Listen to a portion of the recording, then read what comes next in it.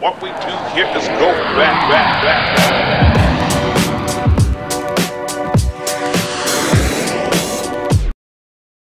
Oh, it's going to be terrible.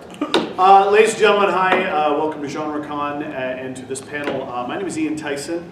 I'm part of there's a trio of us. We call ourselves the Just Us League. And it is three of us. We do all of the hosting for the City Comic-Con in London, and it's our second year here at Genrecon, and so I'll be moderating this panel with Chris, and we're going to get Chris to tell a lot of his story, and but just, I mean, looking at your IMDb page, so many wonderful things, and a few things I'm a big fan of. I may geek out on that, other people may geek out on other things, yeah. But we'll see. But has been in Degrassi, Red Windows, Star Trek Discovery, one of my favorite shows on television right now. Was in Supergirl, Handmaid's Tale, one of my other favorite shows on television right now. And of course, the Blue Power Ranger in Power Rangers SPD. But we also want to be talking, you were in the Transporter series, The Listener, Saving Hope, Return to Sleepaway Camp, which, P.S., the original was one of the most terrifying endings and haunted me when I was 13 years old. Yeah. We don't want to go into that. But I also, hopefully we can dive into a little bit about being a producer and director of your own shorts as well. Yep. Award-winning shorts, so we're going to get into that. But what I'd maybe ask just off the top is maybe just tell us a little about your journey to getting where you are, Chris. Yeah, there's one that it was, I want to mention too, I did work with George Romero. Oh, in Diary of the Dead. I'm a huge zombie fan, so... Can I tell, not that this is about me, this is about Chris, but quick story. I was always a big zombie fan, and, you know, Night of the Living Dead, Return, Dawn of the Dead, all the stuff. Yeah. I was flying down to San Diego Comic-Con in 2007. Okay.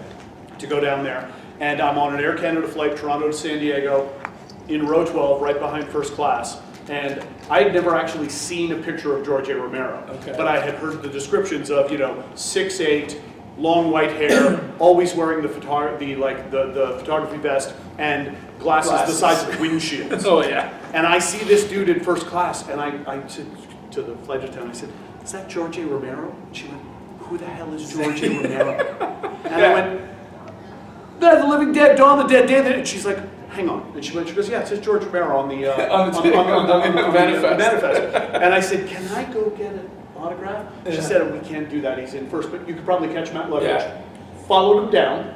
I was right behind. Well, not followed him. I was right behind him. On the escalator, we're getting off the escalator, going to luggage, and I went, "Mr. Romero?" He said, "Hey!" Yeah. We turned around, said hi, we chatted, we waited for luggage together, he signed my book, and a friend of mine did makeup on Land of the Dead, and we were talking about that, and just was the sweetest guy. So, yeah we can definitely geek out on zombies too. One of those guys too is, like he said, he was always a fan of Toronto and filming in Canada and filming in the GTA. Well, didn't he lived here? Yeah, he lived here. Yeah, he lived here actually.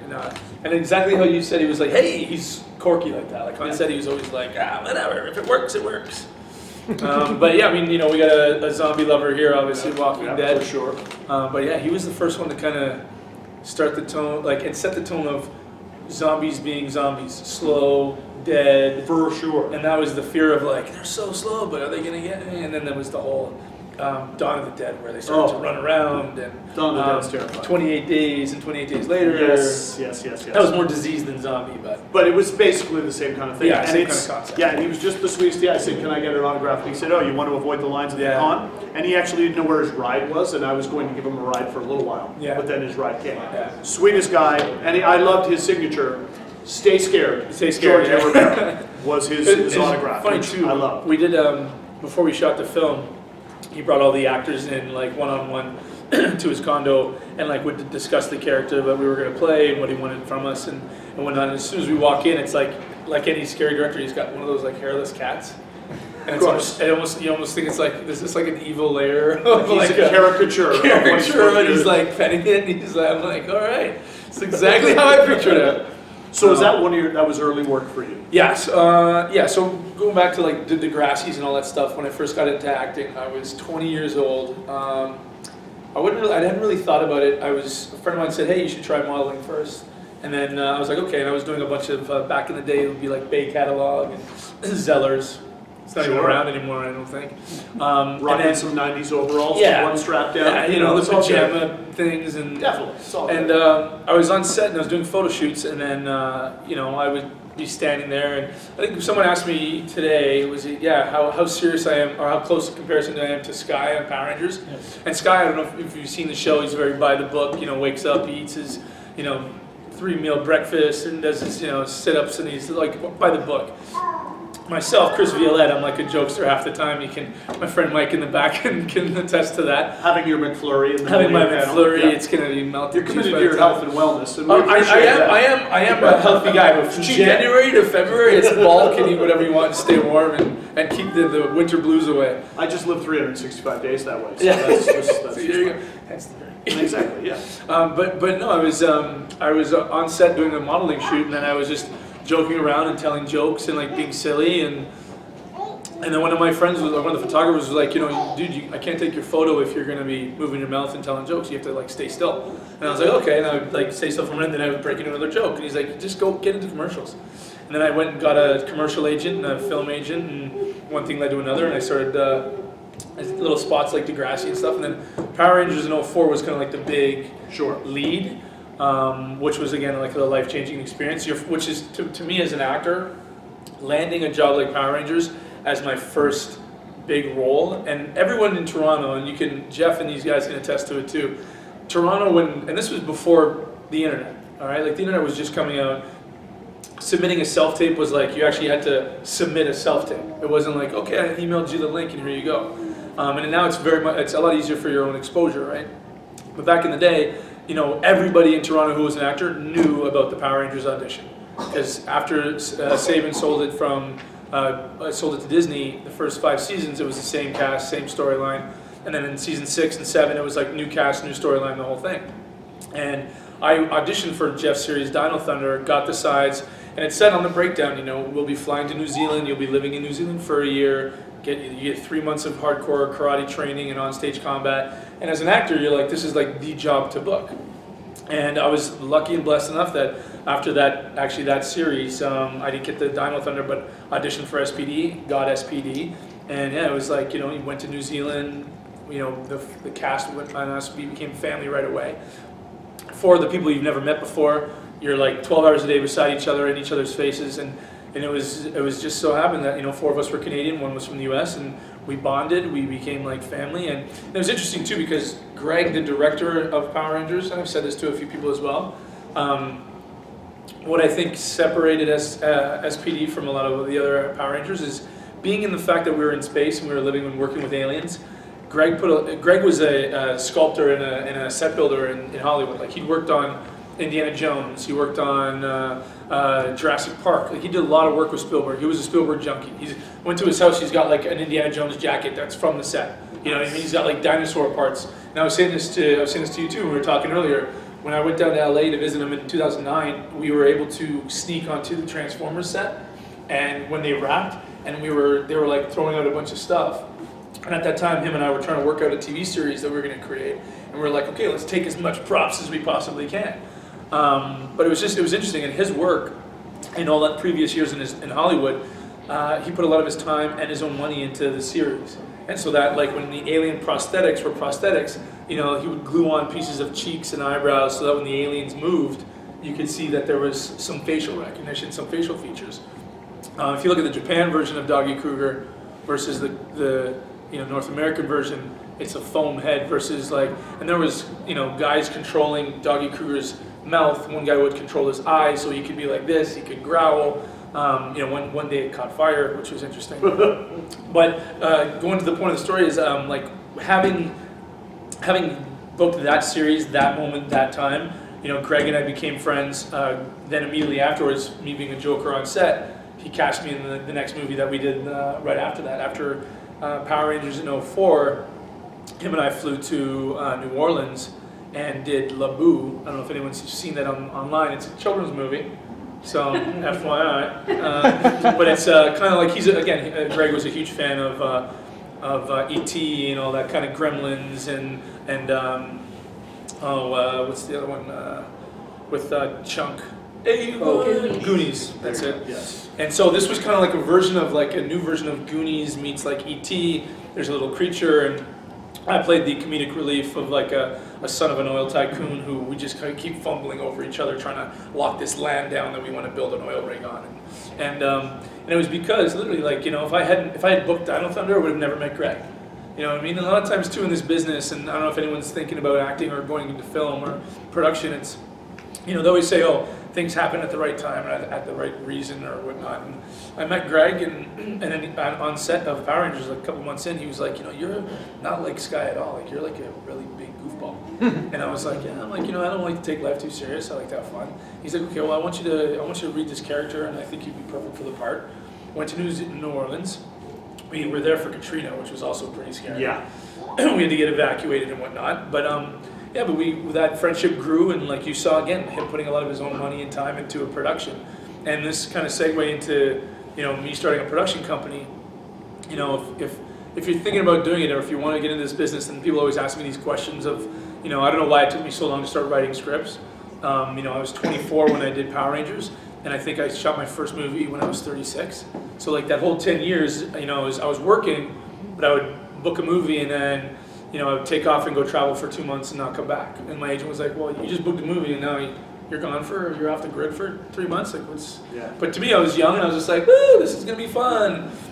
And then you get to a point where you're like, well, now I want to start telling the story, and I want to start, you know, picking the camera angles and picking the characters that come alive. And, you know, again, referring to Power Rangers because it was the thing that I'm kind of basically known for. You know, I get emails and letters from kids that are now adults and saying, you know, your character was huge in me growing up in a kid's school who was being picked on, or knowing to keep on fighting for what you believe in, and working with a team, and you don't think of it when you're doing the show. You're like, okay, you know, I got a scene with the Red Ranger, and we're supposed to talk about, you know, what he's the leader of the team, and I'll follow him in the battle no matter what, and we put the egos aside, and you don't think about it when you're shooting it, and then 10 years later you start to read these things, or even 15 years later, and you know, the impact that you have on a younger generation.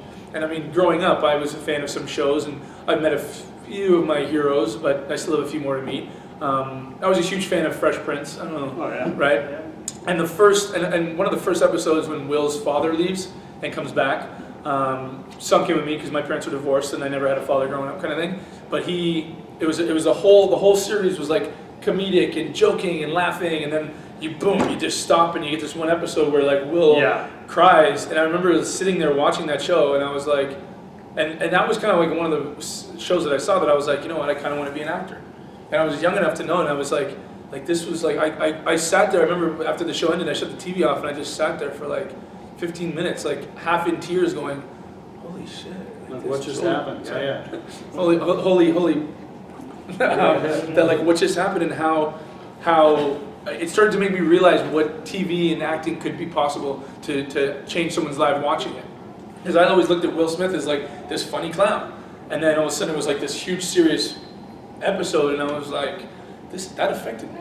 Like, it affected me. When the clown gets it. Well, I mean, when you look at things like where a guy like Robin Williams came from and the work he ended up doing. Yeah, and the sadness of his... Yeah, for sure. But just when the comedic actors go into the dramatic work, it almost has that more impact because it's not expected. Yeah, I was so amazed that even, you know, I'll try and talk every few minutes here, so you can keep eating your McFlurry.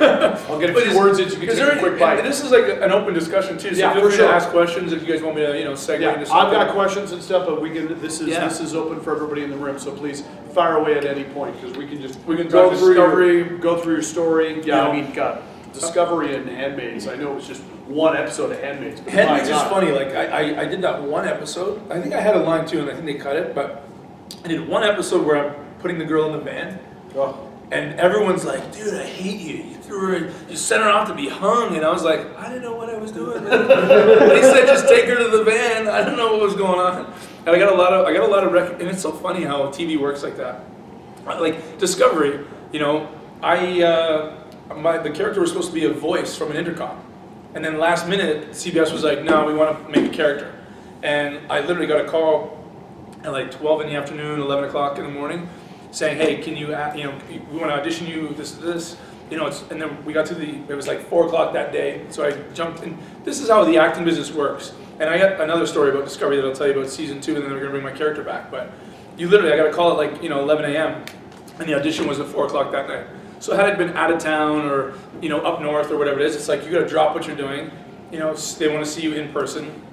We walked in. There was 2 females, 2 males, a couple lines, and very heavy, scientific script of like, the galactic. This is we're gonna push this and whatever. I mean, some dilithium crystals. Yeah, and stuff was happening. Yeah. The vortex of the parallel, and literally I walked in. There's a huge row, and that's the thing too. When you're working with a network like CBS, there's a lot of people that make decisions. So sometimes it can be overwhelming. I've been into audition rooms where it's myself and one person. Yeah. And you feel kind of comfortable, you feel relaxed. Other times there's like a row of 10 people, and they're like way over there, and you're sitting here, and me and you are reading together. That's the camera, and then there's 10 people just staring at you like this, and all you're thinking is, okay, this is Star Trek. This is like could be. Yeah. Recurring, multi-episode of Star Trek is kind of a deal, And it's the thing, it's like, because it was like nothing, it was like the same day, it's like, hey, we're gonna, they want you to audition, this is this, and it's a character, I've also told many stories too where, when I got the role, again, if you blink you might miss me, but it's very bridge-oriented, and cameras are moving around, and it was great to be a part of it. But when I was on this series, or when I was on the set, it was also my job to continue to see if my character could get anything more, right? Like they give you your lines, and I was like, okay, well, I'm bridge reading from engineering now. Like, what else can I? The captain comes over, can I like throw a line or throw an ad lib? And as I was there, and that's how this business works too. Is that when I'm on set, I'm not just like, okay, cool, I got this job, and now I can go and sit in my trailer and wait for them to call me. I'm not there yet. I'm not that famous, if you will, if you want to put that word in. But I was there, and I would be like, mind my P's and Q's, be funny when you need to be funny, be, not too overwhelming, talk to the writers, talk to the producers.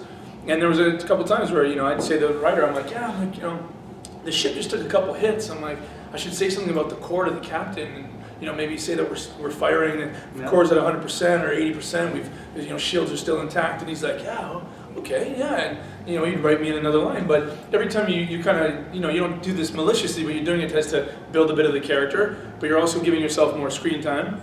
And to be honest, like, I was saying this earlier, CBS, Les Moonves, who was the head of the network, saw my tape and was like, okay, I like this guy, we need another pretty boy on set, kind of thing. Because if you look at season 1, very diverse.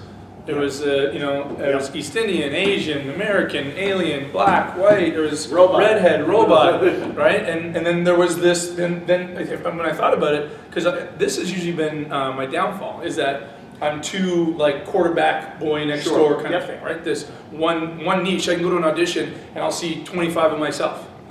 So guys with the same hair. That makes you being a bit of diversity in a weird way. Yeah, in a weird way. I'm like, okay, so they needed a guy like me. They needed like a, the all-American, let's go kind of guy on the set. Yep. And it was just interesting how it worked out. And then, as I said, more screen time. Les was like, I like this guy. He's like, let's bring him on. And then now, fortunately, again for season 2, when they were going to bring back my character, Les is in a bit of a hot water. Hot water, yes. Yeah. A little bit. A little bit of hot water. Trying to get a good severance, I guess, or something. But he's no longer at the network. Good segue into my second story about Discovery. So then the second season, and again, this is how the business works. I got to be careful what I say because I know we're being recorded. No, it's totally cool. It's totally fine. So it was like 10 o'clock at night on a Thursday night, and I had just booked 2 other shows, like little small parts. And this is, again, the business is like this. You always kind of remind yourself to stay positive and keep on working towards your goal. I booked a role on Saving Hope, The Good Witch, and The Expanse. And Expanse was supposed to be like this commander, and like there's a scene in like this city, and then we break out and there's a brawl that breaks out. And so my agent calls me, I booked it, they put a pin in me, and then they said, okay, hey, we're going to use stunt doubles instead of actors because of the fight, we don't want to have both on set, we're just going to use stunt guys. I'm like, okay, so they're like, so I lost that one went out the back window. And then Good Witch, they were going to bring on my character, it was a volleyball coach, and then they said, hey, you know what, they're going to bring a different character on, they think that's too forward, and what was going on with this Me Too movement, I was a volleyball coach that was supposed to be falling for a student of some kind, and something like that. So that was, again, like politically correct. We scrapped that. So then This was on the Tuesday or the Wednesday, and I'm like, man, you know, really, like, I lost both roles, and I'm like, you know, I'm down, and my agent called me, she's like, don't worry, something bigger, better is on the way, I can feel it, da da da.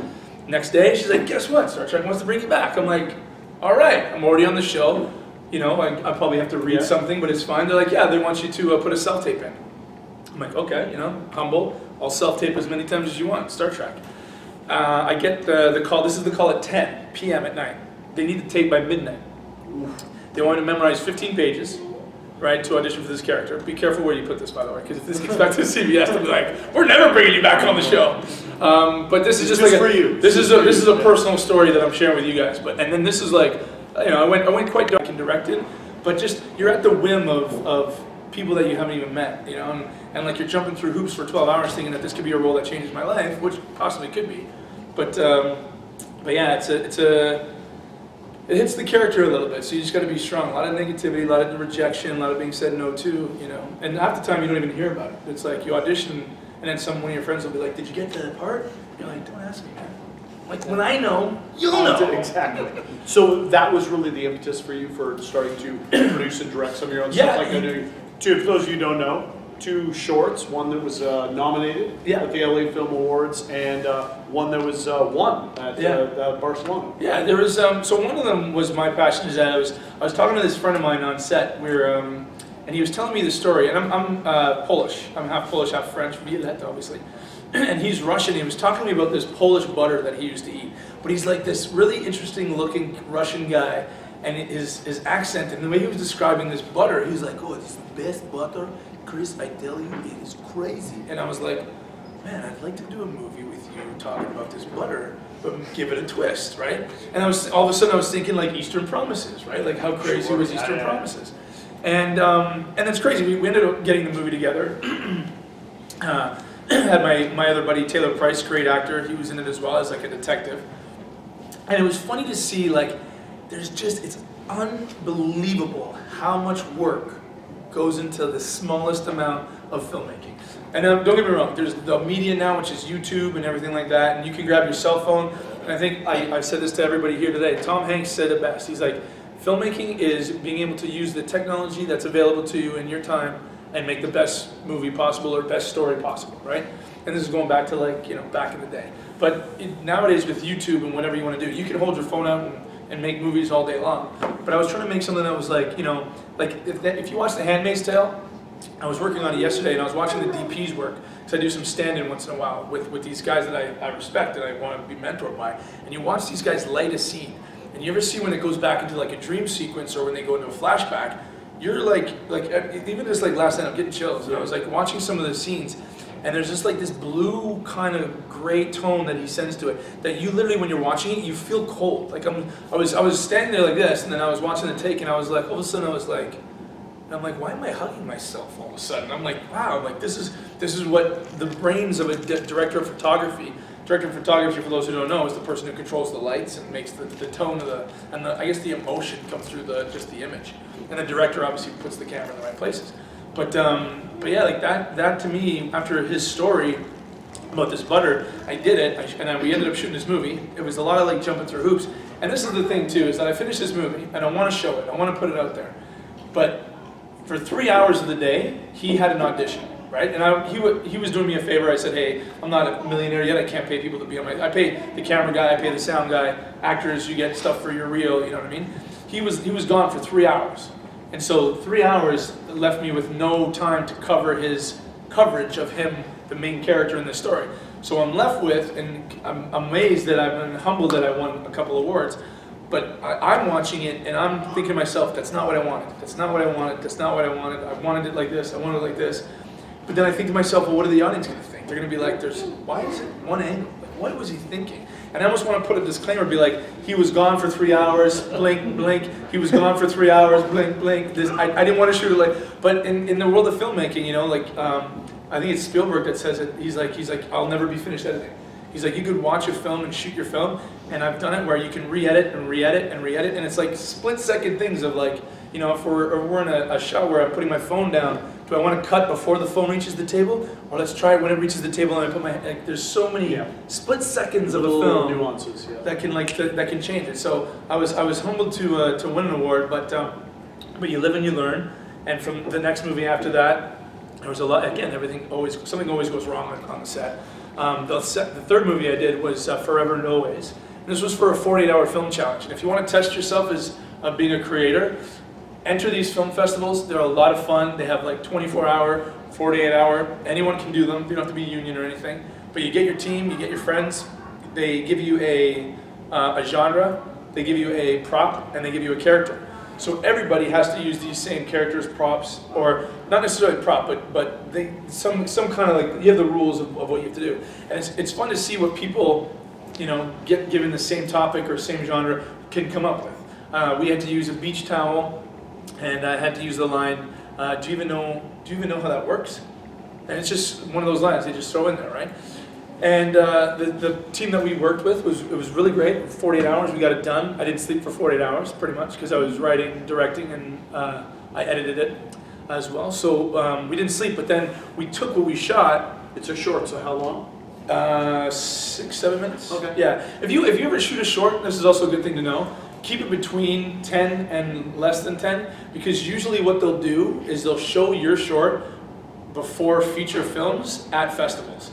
So if your film is like 25 minutes long or 20 minutes long, and it's a short, the chances of it playing before another film is very rare. But if you keep it just under 15 or 12, 12 is usually perfect. They'll play it, and then you're at a festival like, if you get into places like Sundance, and the web now has many, like, I call them highways, well, Film Freeway and Without a Box, are these like, databases and social media platforms, not social, but platforms for filmmakers to put their films up. And you can enter into any festival you want. There's some Oscar-nominated ones that are in there. You got to pay to play, obviously. But if you think your artwork is good enough that, again, like that's how Vin Diesel got his start. He did a $3,000 movie. Spielberg saw it at a festival and was like, I'm going to put that guy in Saving Private Ryan. Yeah. And then next thing you know, he's a huge franchise guy. So, but that was that last one that I did. We really fine-tuned it, and I knew from the mistakes I made before. And it has a really crazy ending. It is up online. I'll probably blast it on YouTube and social media yet, because I haven't plugged it yet, because again, I'm worried about what everyone's going to think about my first film. With my actor gone for 3 hours, they're like, well, that one sucked. I'm not watching those two. Well, it's interesting, though, that as a creative, yeah, do you find, and I've heard some people say this, having to work within those confines of that 48-hour thing, did that spur the creativity more? Like sometimes working within a box can make you have to do things. I think as a creator, I always say this to people, and especially if you're going to create your own movies, at this age, again, I'm not a billion-dollar producer, I have to be a hybrid. Anybody I work with, they have to be hybrids, which is kind of contradictory to being on a regular set, because on a union set, if he's in lighting, and this is a light stand, and he's over there, and I'm an actor, or if I'm standing in, or if I'm doing something, they're like, hey, can we move that light stand? And I go and touch this, I will get on by everybody in the lighting department, because I'm taking someone else's job away from them. Yeah. I could literally stand here for 45 minutes staring at that light stand, but I cannot touch it unless somebody from lighting comes over and moves it.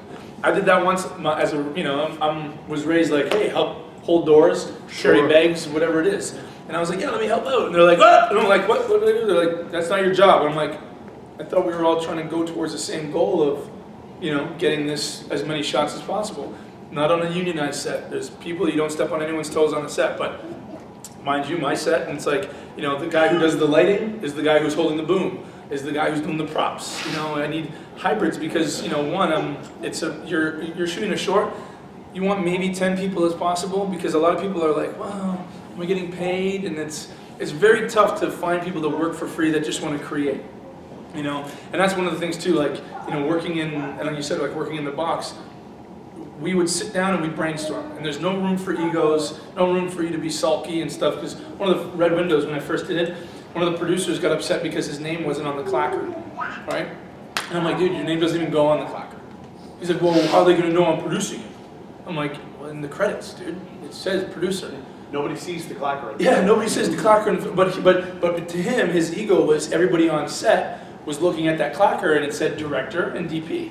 Right, and I was the DP, and my friend Anthony was directing, and he was just sitting there going, "Well, all these people don't know I'm producer." I was like, "Do you want me to stand up and say, hey guys, by the way, this is our producer. He's the boss, right?" But that's the thing, that his ego was like getting in the way, and he sulked, and then he quit the film, and I was like, cool. I'm like, that's where you gotta kind of be careful, because there are people that can sabotage your productions when the slightest thing happens. You know, as a director usually has the final kind of, and writer if you're depending on what you're working on. But for the box, we would put up a whiteboard. Okay, give me your ideas. You know, like we could brainstorm a movie right now, and I'd be like, okay, well, let's put this down. Why do you think this is a good? What's the story behind this idea? Okay, I like this, but let's get rid of this one. And you can't be sitting there going, well, if you didn't like my idea, you throw as many ideas out there as you possibly can. When I'm on set and I'm directing, and if I want to cover somebody like this, and someone says, well, what if you go like this and you bring it up? I'll listen to it. There's no such thing as a bad idea. I'll put it in the box. Maybe I'll pull it out later. If it doesn't work right now, I'm not going to throw it away. But it's just like acting. You get said no to, there's a lot of rejection. You can't wear your heart on your sleeve when you're trying to create something, because one, the project that you're trying to create takes a lot of work. Like 12 hours, 13, 14-hour days. Like it's crazy. Like for Lebu in the Swamp, like 5 a.m. I would get to set. It's like kind of freezing cold, kind of like 10 degrees, and you're a little cold, and I have to jump into a muddy swamp. And like there's flies and bugs, and it's not glamorous. But for 12 hours a day, I'm standing there, and I'm like, but I didn't care, because I was creating something.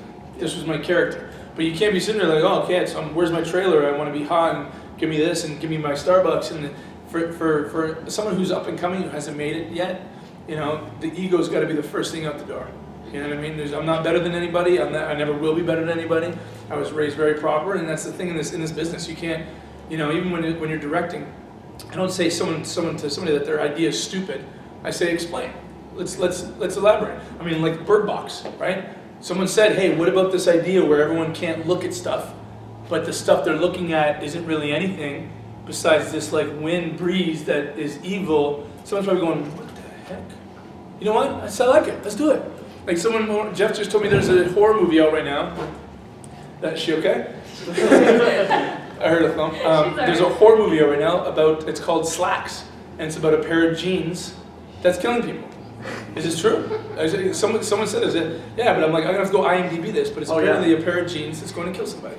Right? There's seems legit. Look at Stephen King's Christine. Oh yeah, back in the day. It's a car. It's a car that kills people, but it's possessed. Maximum Overdrive. Yeah. Like there's any idea can work, and it's just be humble, take the ego out of the game, and like I said, I respect everyone's idea, but you gotta be ready to work and be a hybrid. Like there's no easy days on set ever. I don't think ever. Awesome. Yeah. Now, well, with the time we've got, what are we at? I went off. Right? I love it. Just want to check our time. Okay, so we got a bit of time. So let's we'll maybe do some. I've got some more questions I could do, but let's see if there's questions from the crowd. Yeah, right in the back. I got a question for you. So Sure. Since you've worked in Canada and the United States, what are the main differences between an American set and a Canadian set? The maple syrup. I was gonna say, and the Tim Hortons. there's not much that's different. I think that's one of the things that the film industry necessarily it's kind of like a universal language. There's a lot of like on-set lingo that might be different. In New Zealand, there's like window shot, martini shot are the last shots of the day. We would call them, like I say martini, they're like, what's the martini shot? I'm like, oh, that was what we used in New Zealand or in the States. Like, you mean the window? I'm like, oh yeah, okay, it's the window.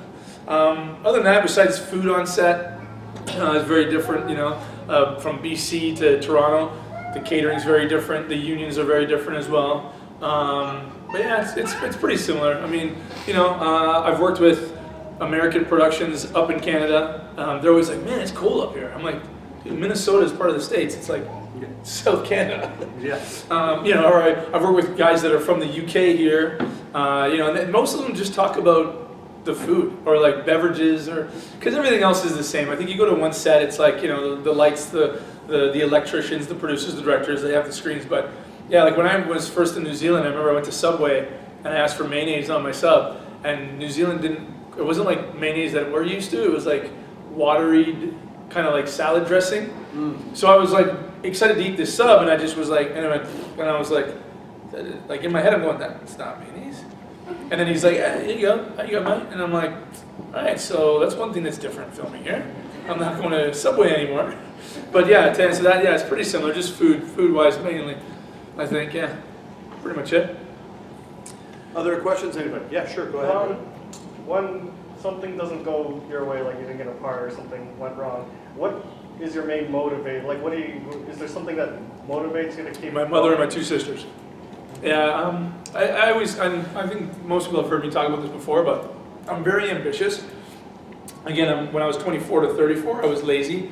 I think, you can't be a lazy actor. I thought the roles were just going to keep coming in, which, they did. I mean, like, you did Diary of the Dead, and you do these, and it feels to me like my foot's in the door, and and like someone's pushing it closed, and I'm going, no, I'm coming into this fucking party.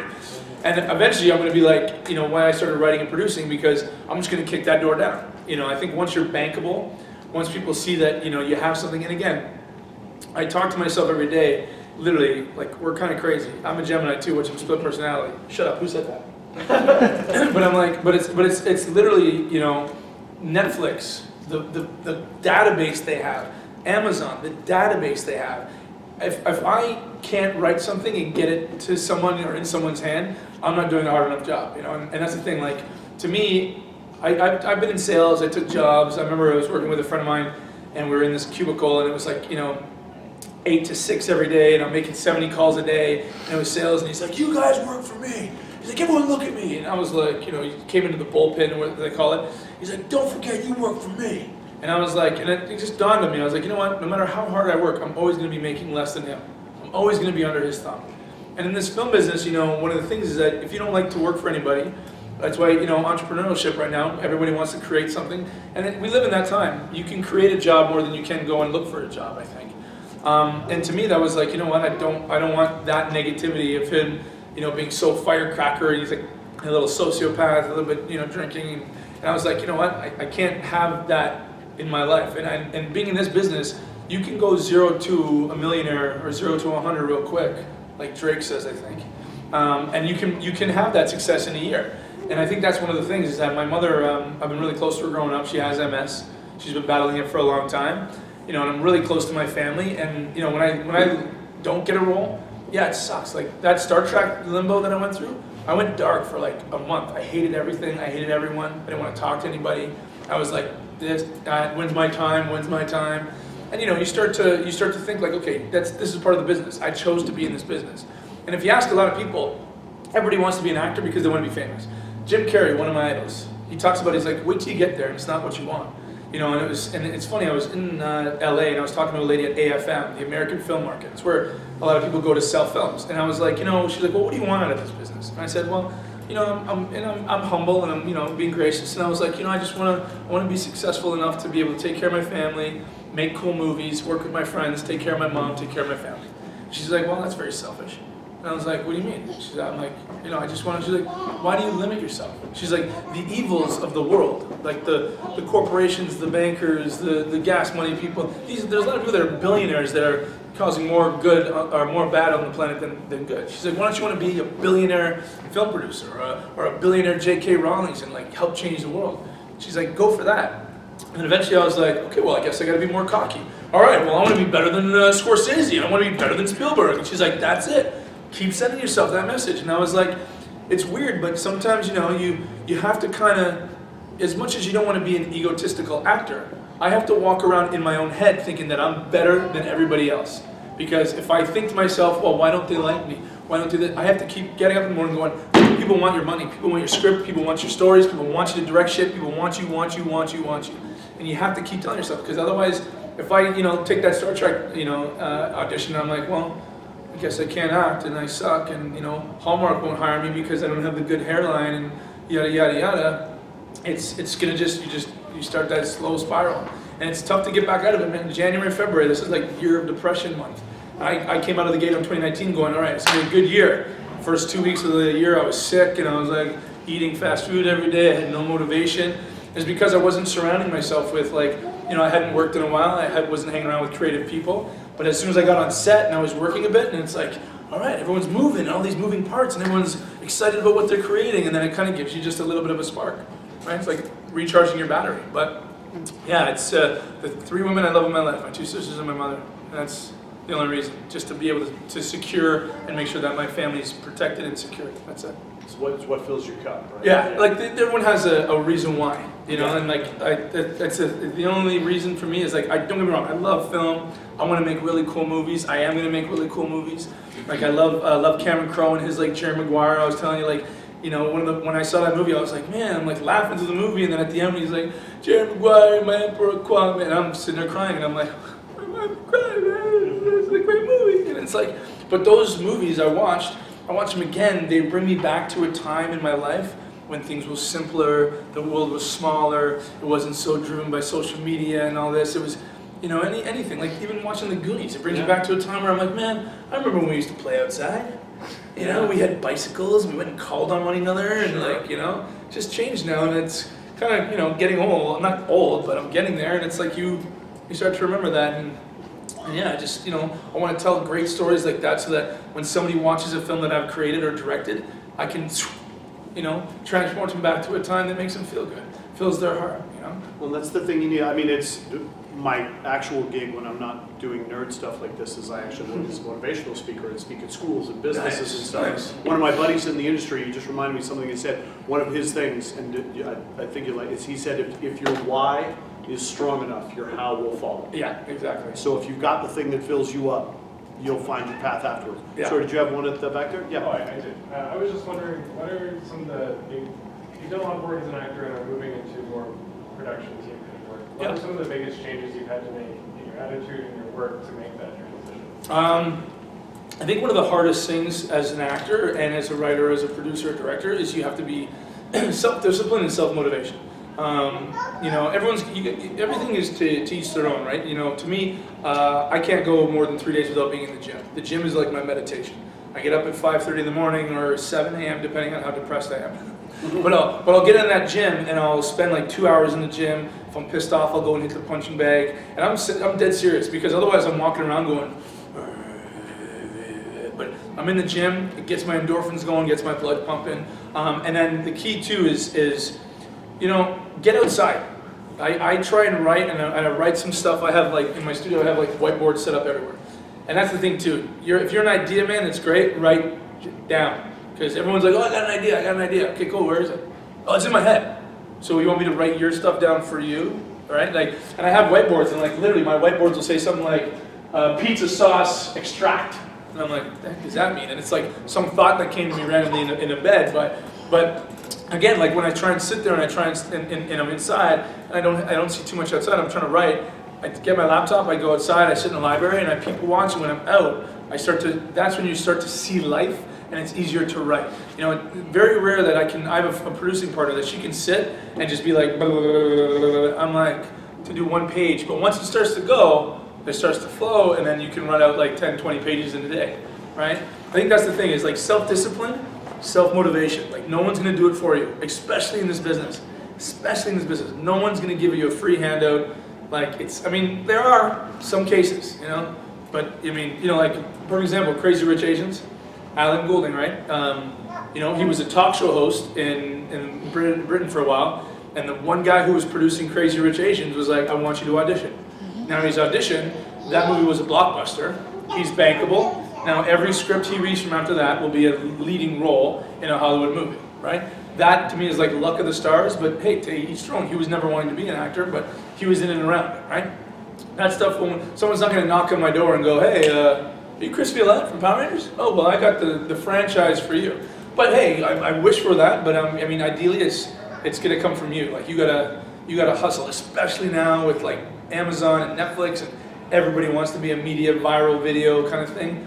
But also define what you want to do. You know, you won't see me posting viral videos because I want something that's a little more substantial. I post some comedy stuff. There's some stuff on my social media where I do like dub smashes and stuff because, you know, fans have asked me, hey, can you do a little bit more of this for us? Da, da, da. But yeah, find something that like makes you really want to, you know, like get up in the morning and want to put the time in. You know, self-discipline, self-motivation. Yeah. Now, given that, and you've alluded to a couple of times things like Netflix, Hulu, Amazon, and it's a different digital space that we're operating in for content creation. As you, as someone who's an actor, and then also as producer, director, what are your thoughts on sort of new media and things things going forward? Like I think it's. I mean, I think it's great. I think it's a little crazy. I mean, I don't have a Netflix account, so I also can't. You know, that's the thing. I can't sit there and be caught up in every TV show. You know, I watch things like Black Mirror because they're pushing the envelope of what things can be. Again, with Tom Hanks, the technology that they're using. I think the world now is obsessed with this whole post-apocalyptic, you know, cameras in your eye, being able to rewind and relive life, which is totally fine. You know, but that's also too is that, you know, I've seen friends that I've gone over and you know, we're hanging out and they've seen everything on their Netflix account. They've seen everything, and they're like, hey, let's watch this show, you know, the Door. And I'm like, well, why are we watching this? Well, because I haven't seen it before. I'm like, so you watch everything no matter what. Now that translates to me is that Netflix and Amazon are buying up everything. Like, they need content. There's a new studio that's opening up in Toronto. I was on set yesterday for Handmaids and I was talking to my friend and she said, you know, the IATSE union, who I was talking to you about, said the IATSE union is looking for people that can work on these sets because there's not enough bodies to fill these productions that we have coming here. And this is happening all over the world, right? I mean, like, you look at the amount of space that people can have to share their content, i.e. Netflix and i.e. Amazon. And there's always that conversation where people think, you know, cinemas are going to become a thing of the past. I don't think cinemas are going anywhere because if you've ever watched a movie in VIP at Cineplex and like the new Avatar that's coming out, Alita, Kill Alita, or Alita, Battle Angel. Yeah, that looks brilliant. James Cameron's got Avatar 3, 4, 5 already lined up. I'm like, the 3D cinema art isn't going anywhere. But for the fact that you look at Bird Box, wasn't released in the cinema, went straight to Netflix, it might probably get a cinema release because of its traction in Netflix. Yeah. Right? I think, you know, like, again, like the actual media itself, be very careful about what you pick and choose to watch. But I was at AFM and I saw movies that were getting made for $200,000, but they tried to make $1 million movie.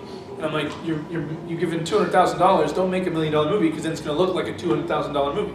Yeah. I'm like, you get $200,000, make a $100,000 movie, make it look really, really cool, because then, again, like, we live in a world where someone puts a YouTube video together, and there was that short, In the Shadows or something like that. It was a scary movie that these Europeans did where he turns off the light switch, and there's like, looks like an alien standing there, and it's the coats, and then he turns it back on, it's just the coats, and then he turns it off again.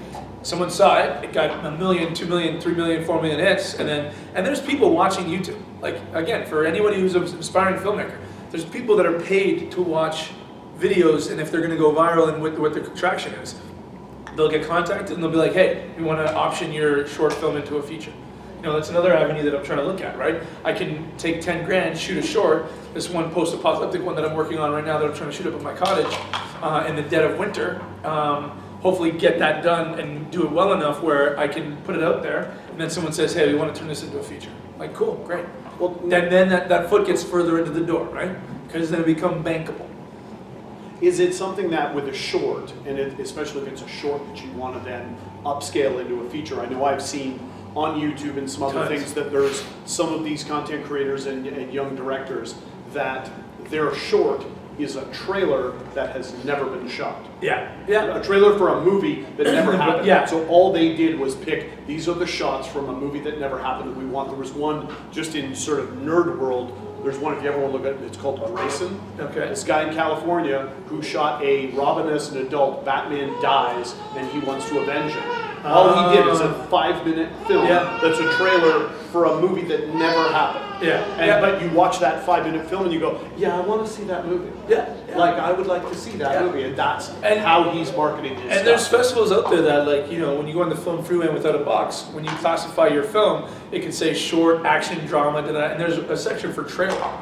Like, you can submit your trailers. Now, that's the thing is too, what we was talking about is that, you know, when you shoot a trailer, if you're showing the different aspects of the movie, it could cost a little bit more money, right? Sure. Especially if it's an action film. Like, I want to have a car chase in a bit of it, or if it's a drama film, you want to film all these different scenes, whereas a short, you're telling 10 minutes of the crucial part of the movie, maybe, or a little bit less. Like, I saw this zombie movie on online. I was researching, like, you know, post-apocalyptic viral movies of shorts.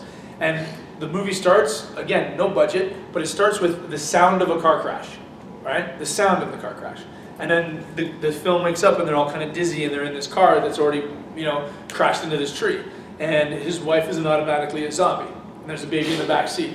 And then he goes and finds his daughter in the back, and he's got a bite, and now he's trying to calculate how long before he turns and yada yada. And he starts walking to this forest. He starts walking through this forest, and then there's a little bit of a slow cut, and he like falls, and now he's walking, and you see the picture of the baby, and he's the one shot that makes the movie is that he's like walking. You don't know he's a zombie yet, but the baby's holding this balloon, and the baby makes a noise, and you see him, and he turns back, and he's like, and he's turned.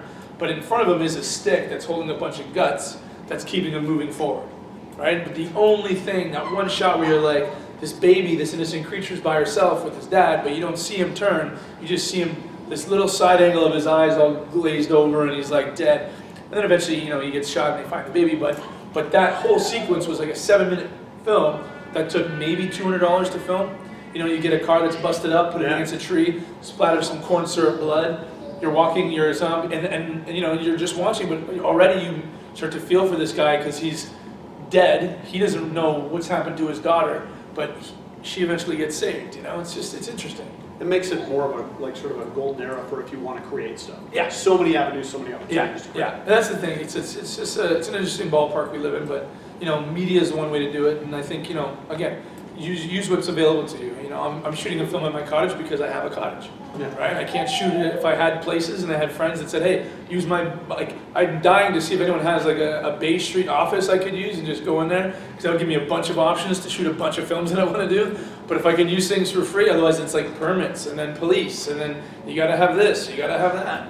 So I might have a couple things for you. Yeah, you know, it's the same. Like even with this film that I'm going to use, I have to go to the union and I have to say, hey, like I have to submit a script. They have to read the script. I have to have a producer who's union, a director who's union. I can use like non-union crew, but all the actors have to be union. So it's just, there's a lot of red tape. You had one last question. Yes, I wanted to ask you, just because you've got such an interesting perspective on all this, what's your opinion on someone like Lloyd Kaufman and Trauma? And sorry? Trauma. And Trauma Entertainment. Just because he does so much independent film. I mean, to each their own, like I say. You know, one of my, growing up, like I look at Robert Rodriguez, you know, his first movie, the Mariachi, you look at that film and you can barely make out the audio, right? It's again, the technology of his time. He probably had 4 people on set. Like, that's it. He had probably his camera guy. He was probably the camera guy. And he was probably just like, yeah, go, go, go. And then someone was holding sound. To me, I mean, like, if you're creating, and like, again, you're creating a feature too, it takes so much time and effort. And like when I did Red Windows, again, like, we did a very low budget, but, you know, one day the battery you plug in overnight doesn't charge. And like, you know, we did this 48-hour film fest. The guy's AC cable kept on coming unplugged and would shut the camera off. And then every time we would plug it in again, we would go to shoot and then it would cut like 3 seconds in. And I'm like, we have 48 hours, it's 2 a.m. Like you didn't think of this problem? He's like, well, I didn't know it was gonna happen. And like, that's the thing, if you're creating and you have the cojones, or like the heart, if you will, to go in and do a feature, I respect everybody no matter what they're creating, because until you shoot something of that length and of that magnitude, you have to cross your T's and dot your I's. You know, like, you're recording sound. What's the tone? You want to color correct it. You know what I mean? Like, there's just, again, then you got to think about the actors and what you're trying to talk to them about, what they're trying to convey on your film and the words you've written, and how does this make you feel? How do you want to say it? But yeah, like if you're creating, like I say, you know, to me, I respect anybody who's putting the time in to create features. And that's the thing, like I showed a friend here my list of books and films that people recommend me to watch. Because again, like, and I'll even show it to you guys here if you guys can see it. But it goes on and on and on and on and on and on forever. There's a couple green check marks in there. That's my 2019, like, trying to get through it. But like, you know, some of these, like, Fight Club, great movie. Someone said, hey, read the book. So I'm like, okay. You know, Good Time, a Robert Pattinson movie. Someone said, hey, let's watch that. Donnie Darko, old school. Gotta rewatch that again. Do the director's cut. Yeah, see, then there's The Jinx is a new show. All right. There's Netflix, Forks and Knives documentary. I don't know, like there's a whole bunch of stuff. Milagro Beanfield War. Oh, classic.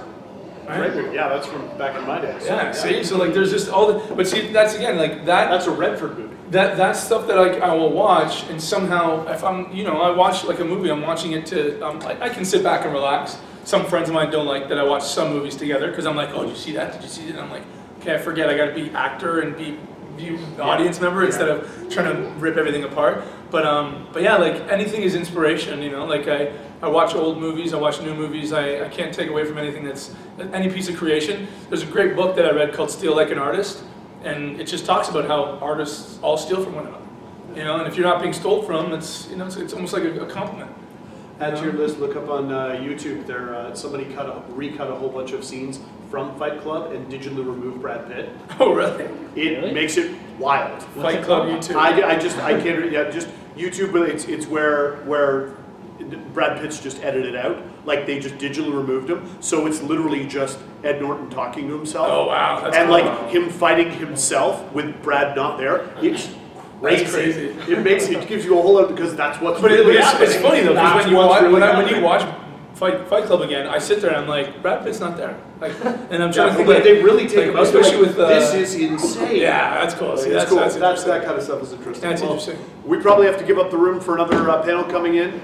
Chris Violette, This thank is you fun. so much. Man, this is fun.